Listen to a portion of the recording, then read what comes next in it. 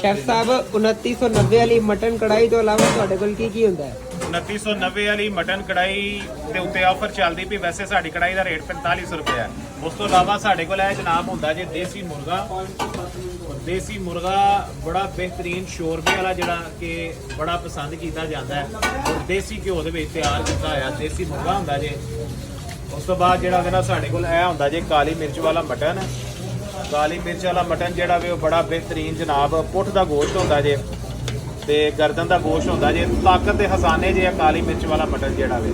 ਉਸ ਤੋਂ ਬਾਅਦ ਜਿਹੜਾ ਵੇ ਇਹ ਸਾਡੇ ਕੋਲ ਹੁੰਦਾ ਜੇ ਮਟਨ ਦਾ ਭੁੰਨਾ ਔਰ ਭੁੰਨੇ ਦੀ ਤੁਸੀਂ ਕੁਆਲਿਟੀ ਚੈੱਕ ਕਰ ਲਓ। ਬਿਹਤਰੀਨ ਜਨਾਬ ਮਟਨ ਦੀਆਂ ਨਲੀਆਂ ਦਾ ਜਿਹੜਾ ਨਾ ਭੁੰਨਾ ਬਣਾਉਂਦੇ ਜੇ ਅਸੀਂ ਔਰ ਬਿਹਤਰੀਨ ਭੁੰਨਾ ਹੁੰਦਾ ਜੇ।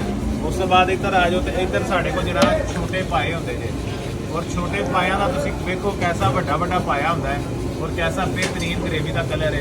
बिल्कुल एकदम फ्रेश खाने एकदम मज़ेदार खाने खाने स्वाद है। सदीक साहब से तशरीफ ले आओ टाइम पे आ जाओगे तो सारिया चीज़ा मिल जाएंगी। टाइम पे नहीं आओगे तो सारिया शाम मुक जाती। Thank you.